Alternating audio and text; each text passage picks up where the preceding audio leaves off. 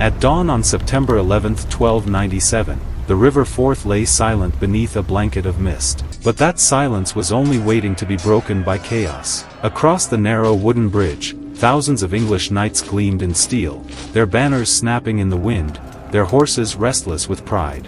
They believed victory was already theirs. On the other side, barely 5,000 Scots waited.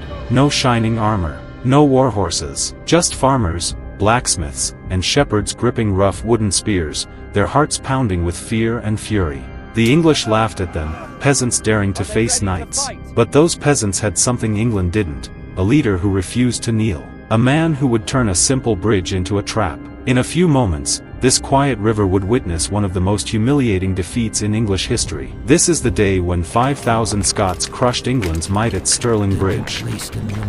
In 1296, Scotland had fallen.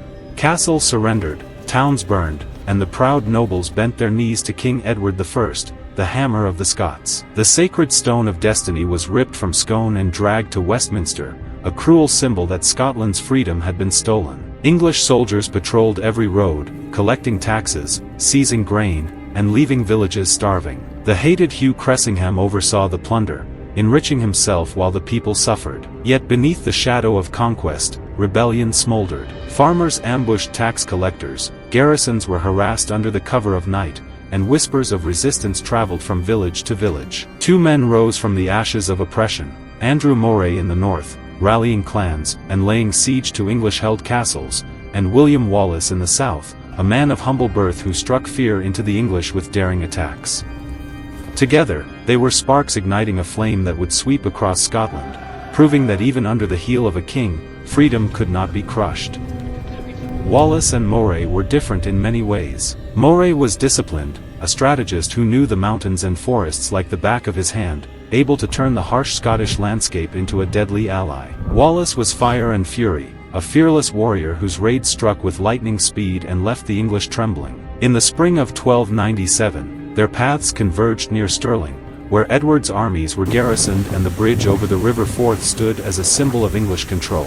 The bridge was narrow, a bottleneck that could make or break any army attempting to cross. Moray saw the opportunity, Wallace felt the call of destiny. They united their forces, pooling 5,000 men from clans, towns, and farms, poorly armed but burning with a desire for freedom. Against them stood Edward's knights, heavily armored, confident in their strength, believing that no mob could stand against their iron ranks. Yet Wallace and Moray understood something their enemies did not: this would not be a battle of numbers, but of mind, of terrain, of courage. The fate of Scotland hung in the balance, and two men were ready to defy the might of a king.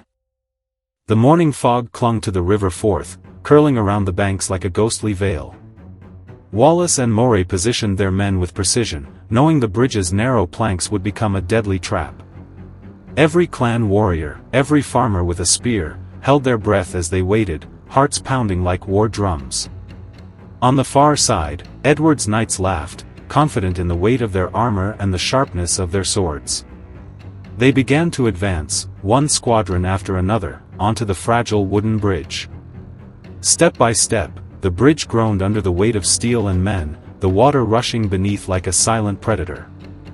Wallace and Moray's eyes met, a silent signal passing between them. Then, with calculated timing, the Scots struck. Archers unleashed a hail of arrows, spears jabbed from the riverbank, and the bridge became a choke point of chaos. Knights fell, plummeting into the icy river below, their shouts swallowed by the roar of the current. Panic spread like wildfire among Edward's forces. The once confident army found itself trapped, crushed by the very ground it sought to claim. The narrow bridge that seemed so safe for the English now became their undoing. Every decision, every placement, every moment of patience had turned the stage into a trap. Scotland's fate was no longer uncertain. It was being written in blood and water, under the eyes of two men who had dared to challenge a king. The bridge trembled under the weight of panic and steel. English knights, clad in shining armor, charged forward with all the confidence of men who believed victory was theirs by right. But the narrow wooden crossing, barely wide enough for two men abreast, turned their strength into a fatal weakness. Spears jabbed from either side of the riverbank, cutting down the first lines before they could even reach the other side.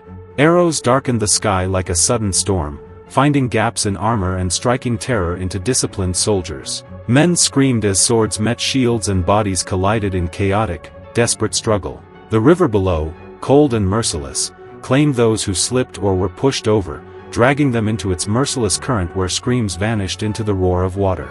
Wallace and Moray watched from the shadows, calm and calculating, their eyes following every move, every hesitation, every misstep.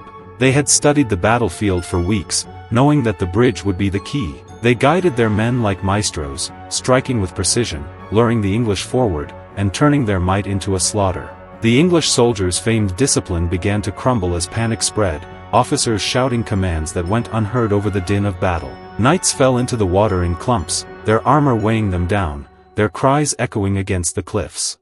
Each wave of advance ended in disaster, the river became a conveyor belt of death, and the bridge a trap that grew heavier with every desperate soul who tried to cross. By the time the last of the English knights realized the scale of the calamity, it was already too late. The bridge had become a river of bodies, a chilling monument to Scottish ingenuity and courage. Every plank slick with blood, every current carrying a fallen knight downstream, told the story of a small force outsmarting a mighty army. Stirling Bridge had transformed from a simple crossing into a crucible of destiny, where 5,000 Scots shattered an army more than twice their number. That day, strategy, knowledge of the land, and unyielding bravery triumphed over brute strength and arrogance. Scotland would never forget, and the world would never again underestimate the cunning and courage of its people. The story of Stirling Bridge did not end with the battle. It became legend, a tale told in whispers around hearths and shouted on the windswept hills. William Wallace, once a simple man of the glens, was now a symbol of Scotland itself, fierce, unyielding, and free. The bridge stood as a silent witness to courage that defied an empire, a reminder that even the smallest force, guided by bravery and cunning, could shape the fate of a nation. And so, the legend lived on, echoing through time, inspiring every heart that dared to fight for freedom.